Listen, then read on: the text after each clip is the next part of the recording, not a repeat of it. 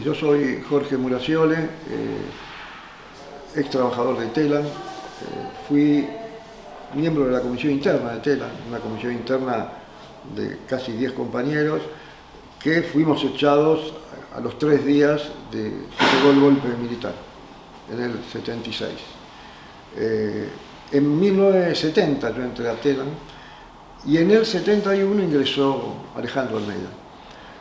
Yo laburé al principio en la sección tráfico, que era cuando estábamos en el edificio de Chacabuco 142, que terminó siendo un edificio del CIDE, después lo descubrimos. Seguro.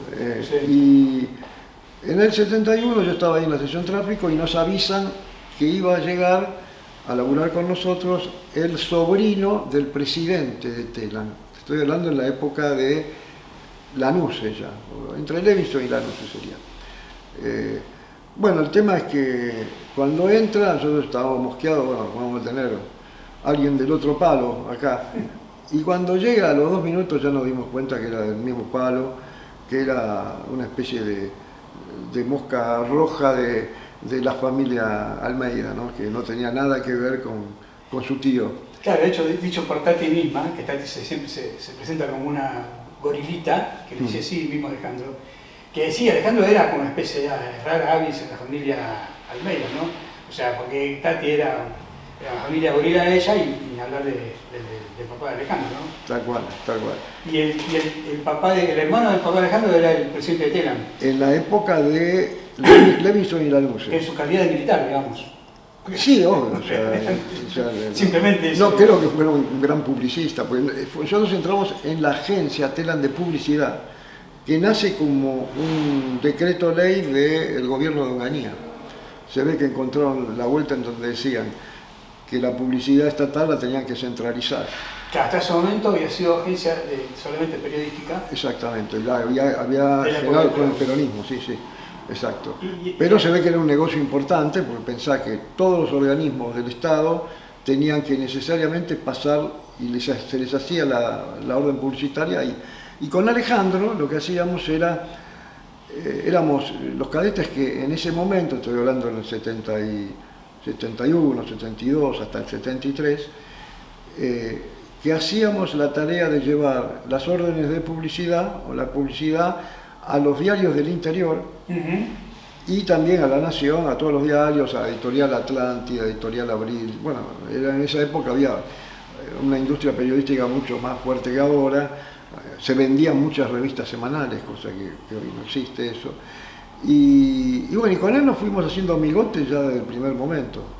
En la recorrida en otra Argentina, era una Argentina de los 70 donde un cadete podía tomarse un café con leche de media luna 2 veces, sin problema. Y con Alejandro, bueno, nos fuimos conociendo, pero éramos aves raras de una empresa que se imaginan, en la época dictatorial, si bien no era una dictadura blanda en comparación a lo que fueron después, lo que vino después, había mucha conexión con respecto al tipo de música que nos gustaba. Fuimos a ver a Vinicius con Alejandro. También después, ya más adelante, vino Paco Ibáñez, fuimos a verlo a Paco Ibáñez en el Odeón, después fuimos a verlo a Biglietti, a Económica, me recuerdo. O sea que de último ya estábamos ahí, estaba clarísimo. Y bueno, y con Alejandro llegamos a ir también a la Villa de Mujica, porque mirá cómo era la cosa, como veíamos que en Telam no se podía hacer nada. Los más progres lo que hacíamos, nos juntábamos para empezar a buscar dónde militar por afuera. ¿Tenían un partido ustedes o era por ese momento era una...? No, en realidad nosotros estábamos buscando el partido que hiciera la revolución, o sea, estábamos en la búsqueda. Y en realidad yo había entrado, ya cuando lo conocía a Alejandro, pues yo le llevo 2 años, él es del 55, yo soy del 53. Y yo ya había entrado en la vieja pensión de ahí de Filosofía y Letras, que estaba en Independencia, donde hoy está Psicología. Entonces yo lo que hacía tenía un grupo de pertenencia de compañeros de Villa Pueyrredón, que también habíamos pasado de bolicheros a militantes o a búsqueda de militancia. Después tenía un grupo de compañeros de Sociología y este grupo extraño de Telam, con los cuales, bueno, una vez fui a buscar la revista Primera Plana, porque llevábamos para ver si habían salido las publicidades, y veo que en la tapa había un cura del tercer mundo. Y nosotros no conocíamos nada de eso. A la semana estábamos en la Villa Comunicaciones del Retiro, donde estaba Mujica. Mujica nos hizo primero, ¿viste? Los deslumbró el personaje, digamos. Totalmente, pero vos fíjate cómo eran los tiempos en esa época. Yo creo que la revista la habré agarrado un viernes, en el fin de semana fui a Villa Pueyrredón, a la casa de mis amigos, y ya el miércoles siguiente ya estábamos yendo para la villa. Era así. Y con Alejandro compartimos muchas cosas que tienen que ver con lo musical. En realidad, como no se podía hacer nada en Telam, lo que hicimos en esa época era tratar de ir conformando grupos cercanos a la actividad política. Pensá que después del Cordobazo, Argentina empezó a hacer otra cosa. Había un dicho en el Cordobazo, había una película que justo se había estrenado que se llamaba Zeta, sí, de Costa Gabras, y empezaron a decir que Imaz, que era el ministro del Interior de Onganía, decían, Imaz termina con Z o Z termina con Imaz. Ese era el dicho, y así fue que al poco tiempo cayó el ministro del Interior. Y bueno, había en realidad todo un clima social muy distinto. Yo creo que aquel que no militaba en el 72, 73, era porque tenía algún problema psíquico. O sea, era algo muy distinto a lo de ahora, ¿no? En general puedes decir por qué una persona es tan consecuente y milita en estas épocas donde la gente está en otra, ¿no? En esa época era todo lo contrario. Y bueno, y con Alejandro fue incrementándose la amistad y después empezó a haber una coincidencia política. Después de la Villa de Mujica, yo recuerdo que en el 73, cuando llega el tío Cámpora, se ve que hubo una mala información de alguno que quería ganar puntos diciendo a quiénes hay que echar, y en Telam en el 72 habían ingresado a publicidad muchos compañeros por una agencia temporaria, Work Office, que se da la casualidad que eran los compañeros más progres, los más combativos, que ahí no hacían nada, pero afuera sí. Y se ve que, bueno, le informaron mal al tío, y en esa época estaba Knapp de presidente, Jorge Knapp. Sí. Jorge Knapp. Y entonces vinieron los telegramas y rajaban a 45 de los compañeros, éramos todos sub-22, casi todos. La cuestión es que se armó uno de los primeros conflictos en el gobierno Cámpora, porque reaccionamos en defensa de los compañeros. Terminamos en una semana haciendo paro y logramos la reincorporación. Ahí nace la Comisión Interna de Telam de Publicidad. Ahí nace esa cosa. Que ya estaba referida a un sindicato. Lo que pasa es que en esa época el sindicato de prensa no es lo que es ahora. En esa época había un nivel de colaboracionismo muy distinto. Donde nosotros nos dieron bola cuando hicimos el quilombo fue la ABBA. Que era un sindicato ya establecido. Era un sindicato establecido, la Asociación de Periodistas de Buenos Aires. Sí, sí.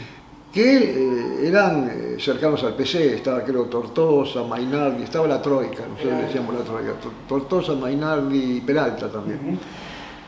Bueno, nosotros fuimos ahí, hacíamos asambleas, pero de 100 y pico de compañeros, 200 compañeros, y nada, y nos sumamos con una comisión interna de 8 o 9 compañeros al ABBA.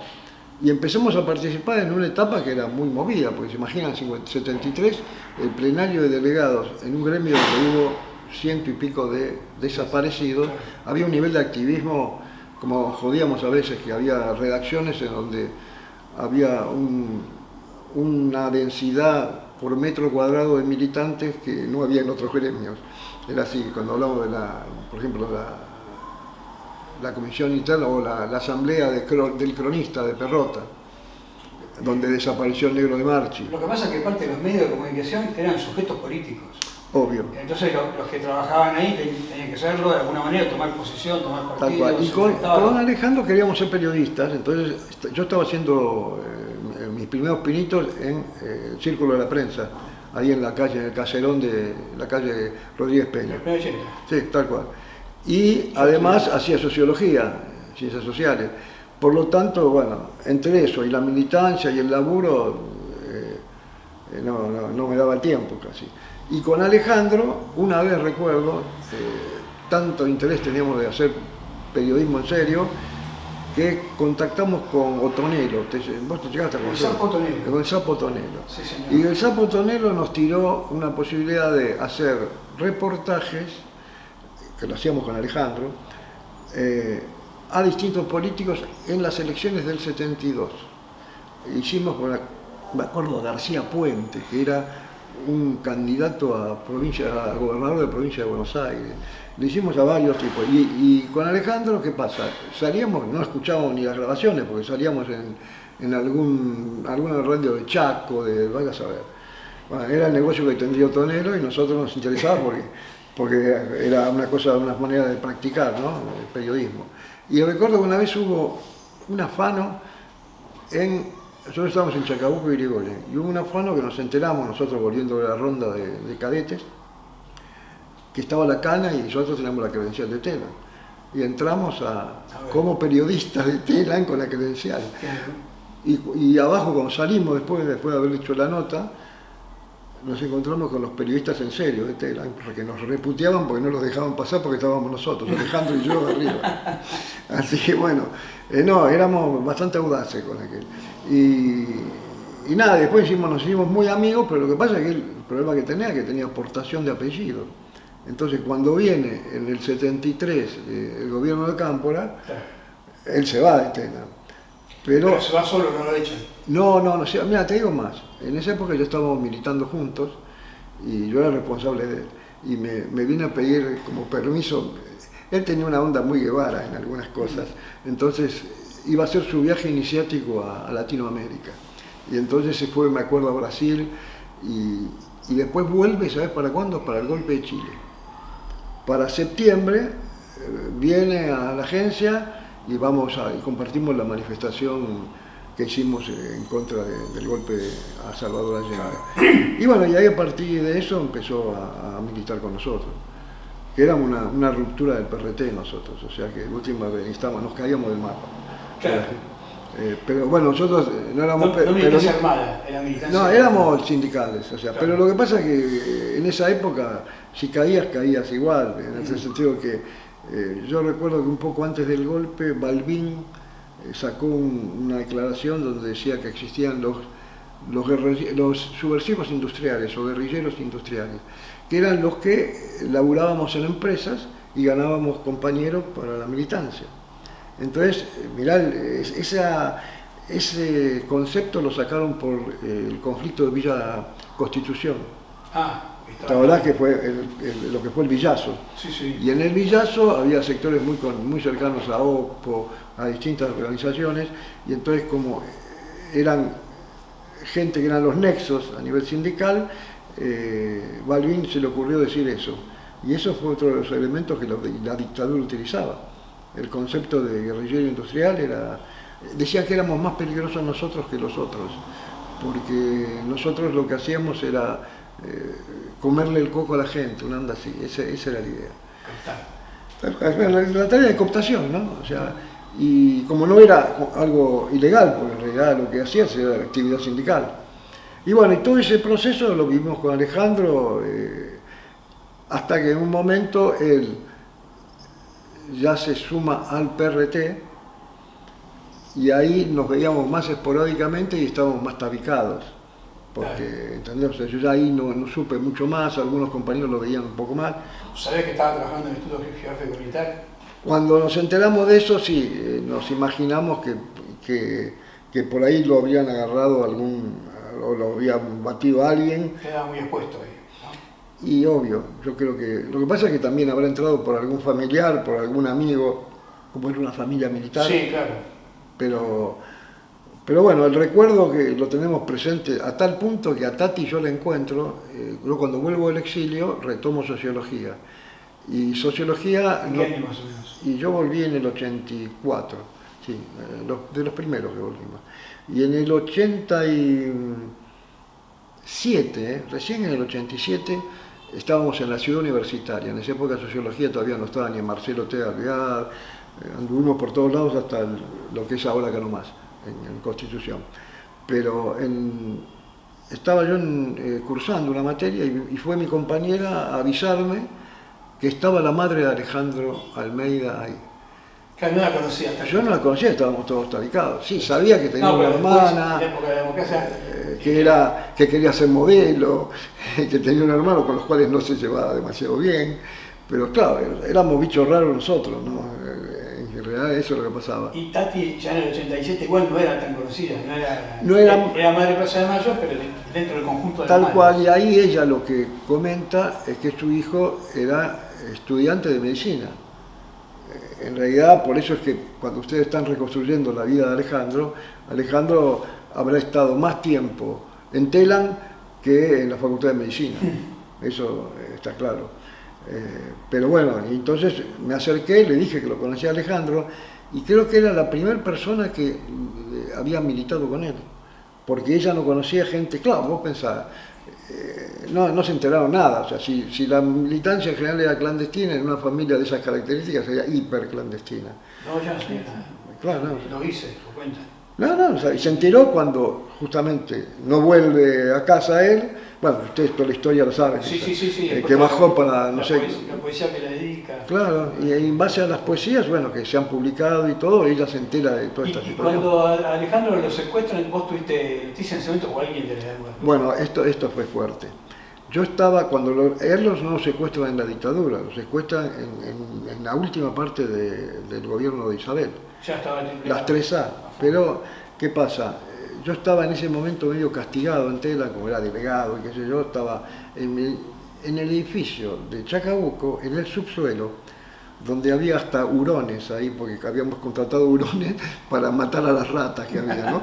Y que el problema es que los hurones después se enganchan con las ratas, entonces ese es el problema, que no servían para nada, lo único que nos asustaban un poco. Y yo estaba en la fotocopia y viene un chabón con el documento de Alejandro, el DNI de Alejandro. Y me dice, sácame fotocopia de esto. Me dice, ¿no te acordás de este muchacho? No, digo, ¿quién es? Y me dice, es el ex sobrino de Almeida.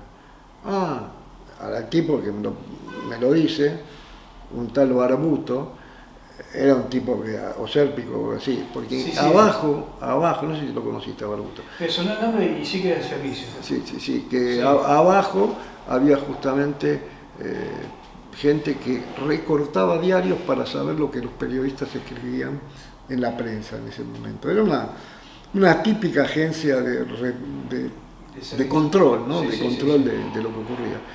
Así que ahí me entero de lo de Alejandro, con una cara de póker total mía, y ahí le empiezo a avisar a nuestros compañeros que había pasado algo. Por lo tanto, a partir de ahí, alerta roja, dormir en hoteles, alojamientos y estar en una situación así. Pero está clarísimo que nunca cantó Alejandro, porque nunca tuvimos ningún problema por ese lado. Pues nadie. No, indudablemente. Lo que ocurre es que no nos cerraba que fueran las 3A totalmente, porque las 3A aparecían los cadáveres, o dinamitados o algo así, pero en las 3A pasaba eso. En Telam en esa época era tan dura la cosa, él ya no laburaba en Telam, que nosotros en la comisión interna decíamos, hasta mañana si las 3A los permite. Ese era el dicho que teníamos entre la comisión interna. ¿Quién estaba en la comisión interna? ¿Recuerdas algún nombre que después también trascendió en las luchas o en...? Mira, no, en general éramos mucha gente de publicidad y administración. Hay algunos compañeros que los sigo viendo porque aparte siempre quedó esa amistad con ellos. Vos pensás que en las luchas, los mejores amigos te haces en las luchas. Sí, hermano. Sí. Emilio Cruz, por ejemplo, que es un compañero que viene seguido y que de última sería bueno que él también lo conoció a Alejandro. Es más, en mi despedida de soltero yo tengo fotos de Alejandro tocando la guitarra. Él no tocaba la guitarra, pero estaba careteando con la guitarra. Y es una foto de época, porque parece Woodstock, ese lugar. Sí, totalmente. Y hay otros compañeros también que siguieron militando, pero así nombres así muy conocidos, no. En la tela de ese momento, no es que fuera de la comisión interna, pero que fueran trabajadores periodistas de Telam. Porque no había una muy buena relación. Coy estuvo, Van der Koy estuvo en Sí. Telam, pero no sé si fue tu época, pero si no fue, le pegó el palo, estuvo ahí. Sí, sí. Gordo Cardoso también. Bueno, hubo una desaparecida de Telam, que era muy buena periodista, que era periodista Diana Guerrero. ¿No te suena? No. Ella estuvo, si bien ella era militante, pero una militante que no se conocía que era militante, porque ella no participaba sindicalmente, ella fue desaparecida en el 76. Mirá. En ese, Sí. Diana Guerrero. Y era una periodista muy buena. Era gente, mujer grande, joven. Y para nosotros una persona de 30 años era veterana. Ya. Era Era una veterana de 30. una periodista ya formada que venía del Sí, programa. sí, aparte brillante. Era la compañera de otro compañero que también es un histórico del gremio, que no recuerdo ahora exacto el nombre, pero seguro me voy a acordar en otro momento. Y que desaparecieron los dos, los secuestraron los dos. Y yo siempre pensé que tiene que haber sido por Telam también que desapareció. Porque ella había estado en Portugal en la época de la Revolución de los Claveles, Claro. y había hecho notas de eso, y ella entra en el 76. Habrá entrado también por algún contacto como nosotros, que ¿Y entrábamos. otra? Célica Gómez, no lo tenés. No. Porque nosotros ahí en Bolívar, en el edificio de Bolívar histórico de Telam, hay una placa que recordatoria de Alejandro y de Célica Gómez como compañeros y compañeras desaparecidos. ¿Y qué era, de publicidad o de...? No, creo que era policía también Célica. Puede Pero la ser. verdad que no tengo mucha data de ella, digamos, ¿no? Por ahí vos te sonaba. Yo sé que hubo desaparecidos de Telam de administración, una piba que se llama Marconian. Melcoñán como... Sí. Y después el compañero de Diana Guerrero era Conrado Cheretti. Conrado Cheretti, que es uno de los 100 y pico de compañeros desaparecidos, que figuraba ya en el libro que lo había hecho la UDBA hace tiempo también. Sí, me acuerdo, se le tapa azul. Sí. Fue el primer intento Sí. de... Y ese Conrado Cheretti era muy conocido. Y no sé si no figuraba Diana, puede ser que haya figurado porque era muy conocida. Era tan conocida como Ana Gussetti, Claro.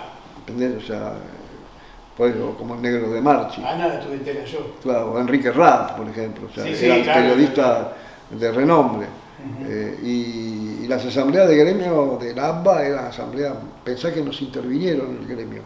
Uno de los primeros gremios intervenidos fue gráficos y prensa, Claro. gráfico de Ongaro, Claro, sí. era una escuela de cuadros eso. Total.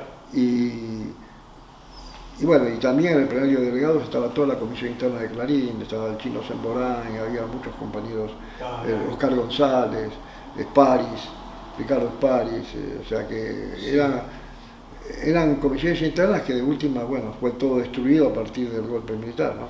Y ya estaba en el sindicato de prensa de Buenos Aires, que era el sindicato de prensa que, digamos, estaba junto con la PBA, Sí. que después los dos se juntan en la UTBA. Exacto, yo estaba volviendo del exilio cuando El pasó sindicato eso. era más peronista. Era El peronista. sindicato tenía una tradición peronista, lo que pasa es que no es comparable ahora, el sindicato hoy es un peronismo combativo, un peronismo... Claro. En esa época era un peronismo más secretista. bastante secretista. Sí, estaban Damiano, estuvo el Corcho Juárez, hubo Sí. otra gente. Que ahí en Telam teníamos, por ejemplo, el día que Perón hace la primera conferencia de prensa, yo te diría, transmitida casi en streaming, con los diputados de la tendencia, Ujú. que los escracha, que les dice, bueno, que fue por el tema de la reforma del Código Penal, por la reforma del Código Penal.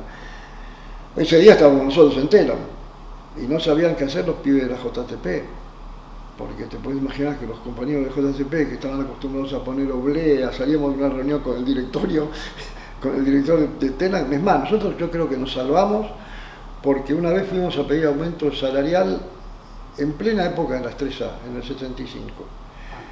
Y estaba como el director periodístico, un hombre que no había escrito una nota en su vida, se llamaba Calviño, que era del gremio de los panaderos. Y estábamos toda la interna y el tipo estaba muy preocupado, porque en realidad sabía que si nos pasaba algo a nosotros le podía pasar algo a él. Entonces nos dice, muchachos, ¿no leen los diarios ustedes? ¿Pero por qué? Y nos muestra que habían aparecido varias personas en un zanjón. hicimos como hicimos que nos estaban apretando, y nos fuimos a una cuadra y media donde estaba el cronista, ahí en Alsina, fuimos a hablar con el Negro de Marchi, con otra gente, y salimos en el cronista comercial diciendo que si nos pasaba algo, este señor sabía quiénes eran los que nos iban a secuestrar.